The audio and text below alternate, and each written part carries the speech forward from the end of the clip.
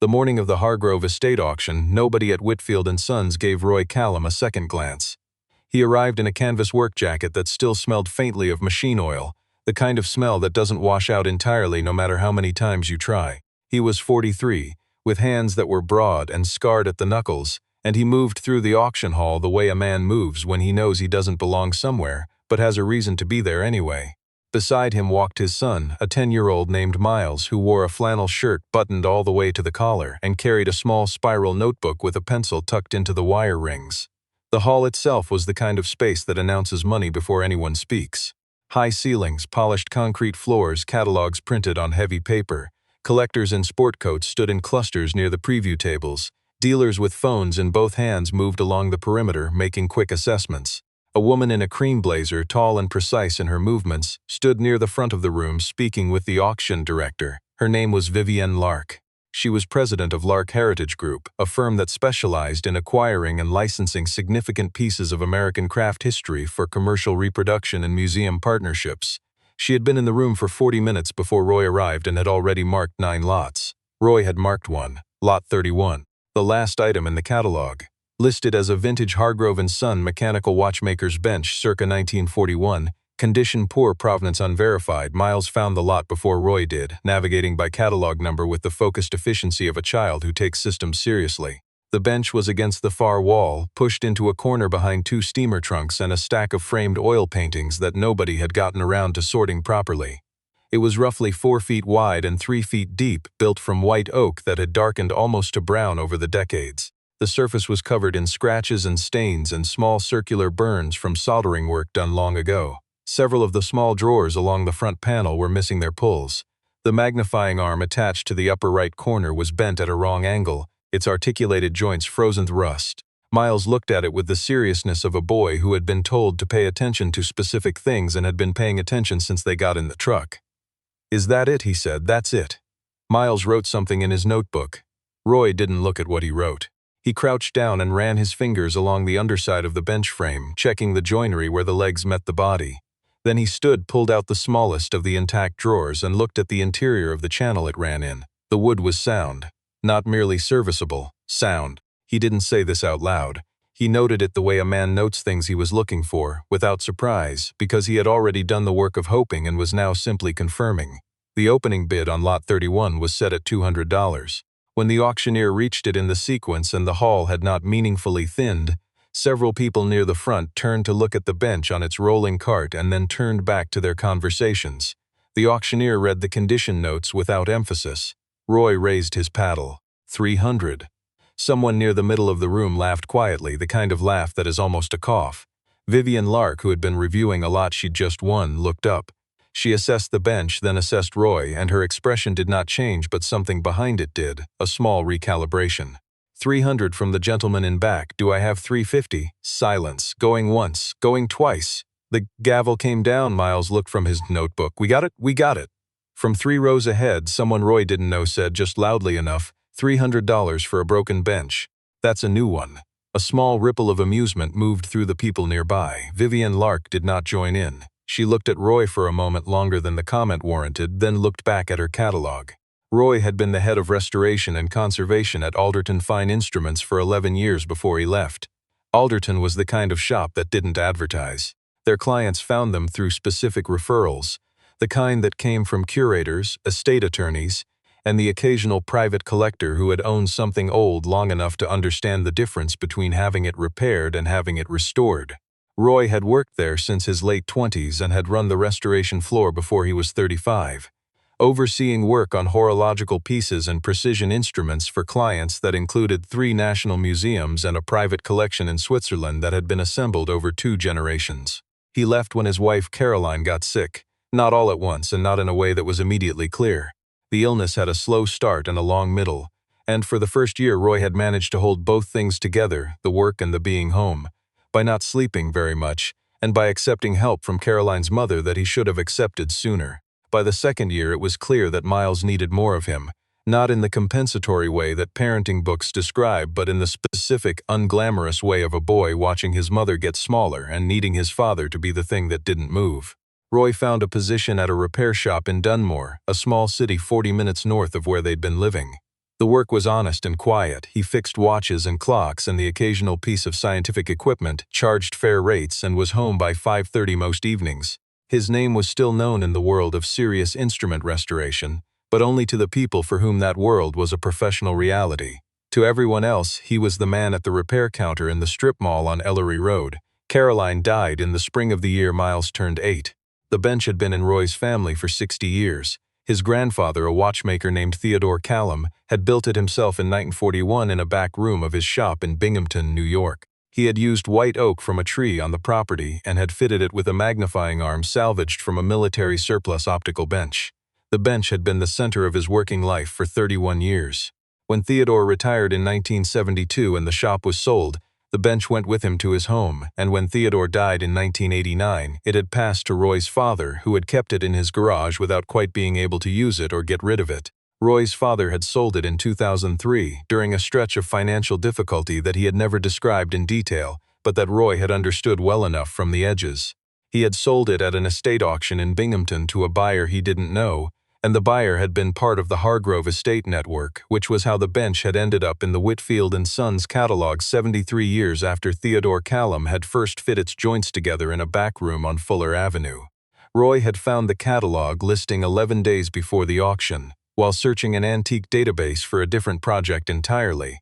He had confirmed the provenance through 3 separate records before he let himself believe it. He had not told Miles why they were going to the auction.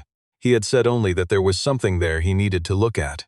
Miles had accepted this and brought his notebook. The bench was delivered to Roy's shop on Ellery Road the following morning on a small flatbed. He had cleared a space for it the night before, moving his repair station to the side and setting up better lighting. Miles had stayed up past his bedtime watching, not helping in any active way but present in the way that children are present when they understand that what is happening matters to the adults around them. When the delivery driver and his assistant set the bench down in the cleared space, and the delivery driver looked at it and then looked at the small shop around him, he didn't say anything, but his expression said that he was working out the math of why a man would pay money to move this from one location to another. Roy thanked him and closed the door. He spent the first full day doing nothing but assessing. He moved around the bench the way he had been trained to move around a piece that needed restoration, without tools, without agenda, using only his hands and eyes and the kind of attention that comes from years of learning what questions to ask before you begin. He opened every drawer that would open. He examined the frame joints with a loupe. He tested the surface for moisture damage with a thin probe. He looked at the articulated magnifying arm from 3 angles before he touched it. What the condition report had not captured and what no photograph could have adequately conveyed was the quality of the original construction. The joinery was mortise and tenon throughout, cut by hand. The angles were not perfect in the way machine cutting is perfect, but they were precise in the way that a man who knew what he was doing was precise, with the small variations that indicated judgment rather than approximation. The oak had been chosen well. The grain ran in directions that would resist the specific stresses a working bench would be subjected to. The surface damage was significant but entirely surface. The burns were shallow. The scratches had not penetrated the wood in any meaningful way. The finish, what remained of it, had been an oil treatment, not a lacquer, which meant the wood beneath had been able to breathe and contract properly for decades.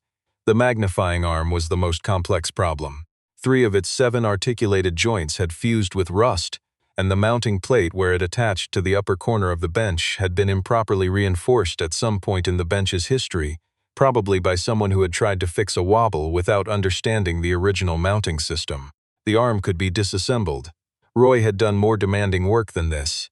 Miles came to the shop after school that first day and did his homework at the front counter while Roy continued the assessment. At one point, Miles looked up and watched his father for a long moment without speaking. Then he said, "Are you going to fix all of it?" "All of it, even the bent arm thing, especially that." Miles looked at the arm, then looked back at his homework. He accepted this the way Roy's son had always accepted technical information, as a fact to be filed rather than a surprise to be expressed. That evening, after Miles was in bed, Roy found it. He was removing the back panel of the lower cabinet section, the part that enclosed the small shelving area where Theodore would have kept his materials. The panel was held by 6 small screws, and when Roy lifted it free and set it aside, the interior of the cabinet was exposed. On the inside face of the back panel, in a corner near the lower left, someone had used an engraving tool to cut letters into the wood. Small, careful letters, the kind a man makes when he is working without hurry. T.C. Binghamton, N.Y. 1941. Roy sat on his workbench stool for a long time with the panel in his hands. He had known in a provenance documentation sense that this was his grandfather's bench. He had the estate records and the auction trail and the catalog images that matched what he remembered from childhood visits to the garage where his father had kept it. He had done the research the way he did all research, methodically and without the kind of sentimentality that clouds clear thinking. But this was different from the documents. This was his grandfather's hands on the same wood, cutting those letters in the first year of a working life that would span 3 decades, and a career that Roy had, in a certain practical sense, continued without ever having planned to. He set the panel down carefully. He did not replace it that night. He left it leaning against the wall where he could see the inscription from across the room, and he sat with it for a while in the quiet of the shop. He called his father the next morning. Norman Callum was 71, living in a retirement community outside Scranton, and answered the phone with the careful formality of a man who has learned to treat each call as potentially important. "I found it," Roy said. The silence that followed was long enough that Roy checked his phone to confirm the call was still connected. "The bench," his father finally said. "Yes, where?" Roy told him. "The estate, the auction house, the catalog." Norman listened without interrupting. When Roy finished, his father said very quietly, "I looked for it after. When I had the money again, I looked for it." Roy did not say anything. "Did it travel all right? It's in the shop. Is it bad?" Roy looked across the room at the bench in the morning light. The surface damage, the fuse joints, the missing drawer pulls, the TC in the lower corner of the back panel. "It's got some years on it," Roy said, "but it's all there." His father made a sound that was not quite a word. "Then your grandfather would have liked knowing you have it." Roy told Miles that evening. Not all of it, not the full history, but enough. He showed him the photograph he had in a box in the back room, one he had found in a folder of his grandmother's papers years ago. Theodore Callum at his bench, 1953, black and white, the shop on Fuller Avenue visible in the background, the same articulated magnifying arm visible at the upper right corner of the frame. Miles looked at the photograph for a long time. Then he looked at the bench against the wall. "It's the same one," he said, "same one." Miles put the photograph down with the careful deliberateness of a child treating something as fragile. "Is it going to look like this again?" Roy looked at the bench. "I'm going to try." The work took 9 weeks. It would have been more if Roy had been starting from a lower baseline, but his suppliers from the Alderton years were still his suppliers. His accounts were still active. When he called the specialized hardware restoration firm in Pittsburgh that he had used for precision work during the museum projects, the woman who answered had said his name with the recognition of someone who had heard it in a professional context and was placing it now with some surprise. The correct grade of mineral oil for the oak surface treatment had to be sourced from a specialty woodworking supplier in Vermont. The replacement drawer pulls required a custom run from a metalworker in Ohio who did period hardware reproduction for museum-quality projects. None of this was fast. Roy had known it wouldn't be. He worked on the bench in the hours after the shop closed and on weekends when Miles had other obligations. The disassembly of the magnifying arm alone took 3 evenings. The rust in the joints had been comprehensive but not terminal. Each component was soaked, cleaned, treated, and evaluated individually. 2 of the 7 joints needed new pivot pins machined to the original specification. Roy had the dimensions from the surviving joints and had the work done by a machinist in Dunmore who owed him no favors but recognized good specifications when he saw them and quoted a fair price. The surface work on the bench top was the longest stage. Roy did not sand the scratches away. He did not try to remove the evidence of 6 decades of working life. He cleaned the wood properly, stabilized the areas of genuine damage, and treated the surface in a way that preserved the patina while arresting the deterioration. He had learned years ago that in restoration there was a difference between returning something to a prior condition and returning it to its original integrity. The scratches were part of what the bench was. The burns from soldering, the worn patch in the center where hands had rested for 30 years, grain exposed at the edges where the finish had worn through. These were not flaws to be corrected. They were information. Miles checked in most evenings. He rarely helped directly, but he watched with the focused attention of someone learning something he had not been formally taught. Occasionally he asked questions. Roy answered them without simplifying. One evening in the 7th week, Miles was sitting on the stool near the bench, watching Roy apply the final oil treatment to the surface. The shop was quiet. The light outside had gone down and the work light above the bench made the oak glow a warm, deep brown. "What color is it supposed to be?" Miles asked. Roy considered. "This color, it's like the inside of an old book," Miles said. "The pages, when they get that yellowy brown." Roy looked at the surface. "Yeah," he said, "that's close." Miles was quiet for a moment. "Then did great-grandpa Theodore smell like oil too?" "Probably. Is it the same oil, same kind, not the same bottle?" Miles thought about this seriously. "But the bench would remember," he said. Roy looked at his son. Miles was looking at the bench with the matter-of-fact certainty of a 10-year-old who has not yet learned to be embarrassed by what sounds like a feeling. Roy turned back to the work. "Yeah," he said, "it would." Vivienne Lark had not forgotten the auction. She had not paid particular attention to Roy Callum at Whitfield and Sons beyond the initial moment of assessment, but she had noted the name that appeared on the buyer's documentation when she briefly reviewed the results summary, as she always did. She did not connect the name to anything at the time. She had moved on to the next acquisition on her schedule. 3 weeks after the auction, at a professional development seminar for the heritage and antiques industry held in Philadelphia, she had been at a table with 4 other people when the conversation had turned, as it sometimes did in that context, to the question of who in the current generation of instrument restorers was doing work worth paying attention to. A conservator from a mid-Atlantic museum had mentioned a name without being asked. Callum, Roy Callum, formerly of Alderton Fine Instruments, did work on the Remington collection in 2017 that had set a new documentation standard in the field. The conservator said this the way people mention things they consider settled facts, not opinions. Vivienne had not said anything. She had listened and then excused herself to make a call. By the end of the following week, she had obtained Alderton's archived project records from the public portion of their portfolio documentation.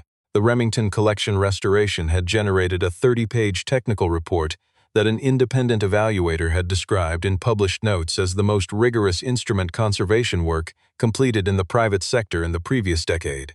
The range of instruments covered, their condition on intake, the methodology, the sourcing standards, the final assessment scores.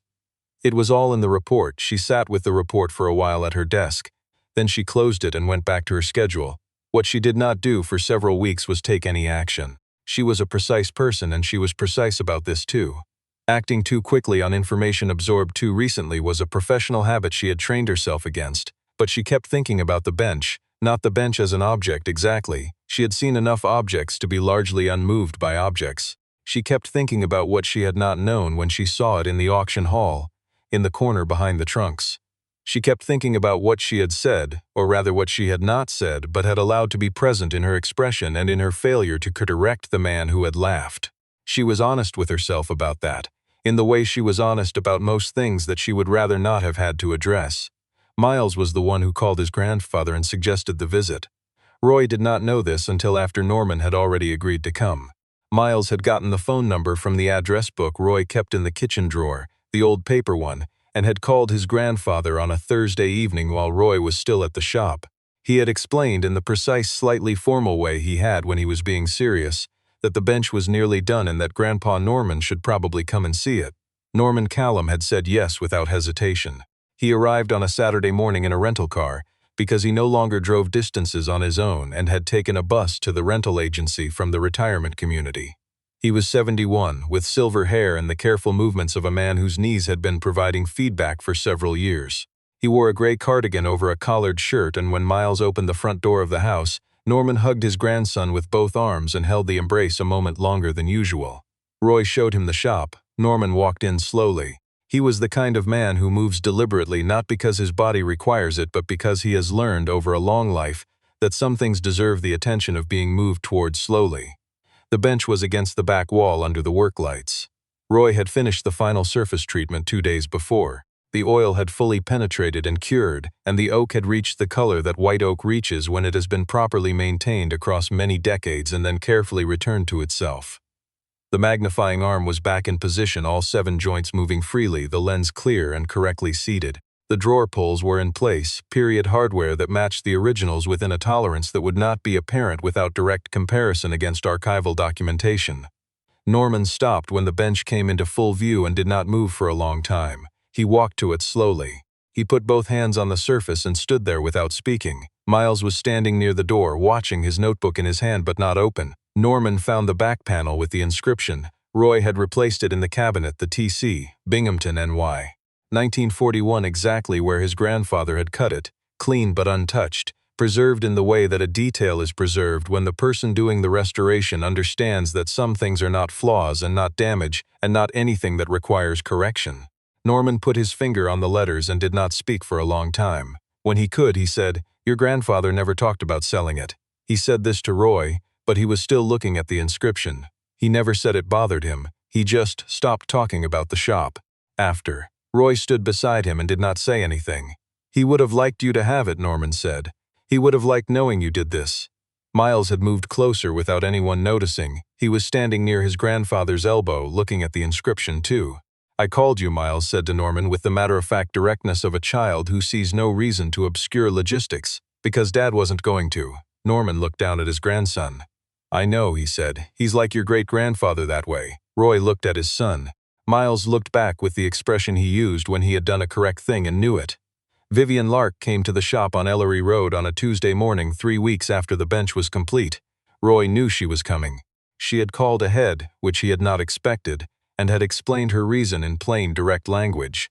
She said that she had been following the provenance of a piece she had seen at Whitfield & Sons, and had learned things subsequent to the auction that she wanted to discuss. She had said nothing further and had not offered anything and had asked if she could come to the shop. He had said yes. She arrived in a dark coat with a leather portfolio under her arm and shook his hand at the door with a firm, brief grip. She looked at the shop the way she looked at everything, with a precise and unhurried attention. She found the bench without being directed to it. She stood in front of it for a long time. Longer, Roy thought, than he had expected. She moved to the side and looked at the magnifying arm. She crouched and examined the surface near the lower right corner where one of the more significant burns had been. She looked at the drawer pulls. "Who did the hardware?" she said. "A machinist in Ohio, period reproduction work. He matched from the surviving originals." She looked at the arm again. "The joints, I had the pivot pins machined to spec. The articulation is the original system." She straightened up. She looked at Roy. "I want to be direct with you," she said. "At the auction there was a comment made. I didn't make it, but I didn't correct it, and my expression at the time was consistent with the implication. That was not appropriate, and I want to acknowledge it plainly." Roy looked at her steadily. He did not rush to close the distance the acknowledgement had opened. "Lark Heritage is building a conservation and authentication division," Vivienne said. "We have the network and the capital. We have been trying for 2 years to identify the right person to lead the technical side. Someone with the methodology and the standards and the documentation discipline that the work requires." She paused. "I pulled the Alderton portfolio after the auction." "I know you did," Roy said. "The archivist mentioned an inquiry." Vivienne did not look surprised by this. "Then you know what I found." "I know what's in the portfolio." She looked at him. "We would be talking about your terms, where the work is located, what the structure of the role looks like, what projects you would and wouldn't take on. None of that is fixed." She paused again, and the pause had the quality of someone being more careful than they are usually required to be. "I am asking because the work you do is the best I have encountered in documentation of this kind in 15 years of working in this field, and I am not in the practice of letting that go unaddressed." Roy looked at the bench. He looked at the TC. Inscription visible through the open cabinet door, where he had left the panel slightly ajar since the morning Norman had visited. "Miles is at school until 3:15, he said. "I need to be home by 6. Vivienne Lark's expression did not change in any dramatic way, but something in it settled. "That's not a problem," she said. "Then I'll hear what you have to say." He did not say yes. He did not say no. He said he would hear her, and that was the right answer for where they were, which was at the beginning of something that deserved to be approached carefully by both of them. Miles got home at 3:20, because the bus ran a few minutes late. He came through the back door of the shop and stopped when he saw the stranger at the front counter, then looked at his father. Roy introduced him. Vivienne Lark shook Miles's hand with the same firm brevity she used for adults, which Miles returned with more seriousness than most 10-year-olds could have managed. "Your father does very good work," Vivienne said. Miles looked at the bench. "I know," he said. "He fixed our great-great-grandfather's bench. It took 9 weeks. I saw." Miles looked back at her with the assessing look he had, the one Roy recognized as the look of a child deciding whether someone was worth additional attention. "Did you know what it was at the auction?" Miles said. It was a direct question in the way that only children ask direct questions, without the softening that adults apply to things they are not sure they are allowed to ask. Vivienne looked at Miles for a moment. "No," she said. "I didn't look closely enough." Miles nodded. He seemed to accept this as an accurate and sufficient answer. He went to the back counter, set down his backpack, and opened his notebook. Roy watched his son for a moment, then looked back at Vivienne. "I'll get you the coffee," he said. He made it in the small coffee maker near the back counter, the one he used every morning before the shop opened. He brought 2 cups and set them on the work table near the bench, and the two of them talked for an hour about what a conservation division might look like, what the standards would need to be, and what his terms would be. The bench stood between them in the afternoon light from the high window at the back of the shop, the oak warm and deep in the way that properly treated old wood is warm and deep, the magnifying arm extended over the working surface at the angle his grandfather had always kept it, according to the photographs. Miles did his homework at the back counter and did not interrupt. When Vivian left at 5 o'clock, she shook Roy's hand again. She looked at the bench one more time on her way to the door. 9 weeks, she said. From what I saw at Whitfield, 9 weeks. She nodded once. She looked at Miles, who raised a hand from the counter without looking up from his notebook. Then she went out. Roy locked the front door. He stood in the quiet of the shop for a moment, looking at the bench. Norman had called that morning before Vivian arrived to say that he was thinking about framing the photograph of Theodore, the one from 1953. He wanted Roy to have a copy for the shop, near the bench where it belonged. Roy had said that was a good idea. He turned off the front lights, leaving the work light on over the bench the way he usually did when he wasn't finished for the night but was taking a break. He went to the back of the shop where Miles was finishing the last of his homework, and he sat down on the stool beside him and looked at what his son was working on. Outside on Ellery Road, the last of the afternoon was going. A delivery truck pulled past. A neighbor walked a dog on the far sidewalk.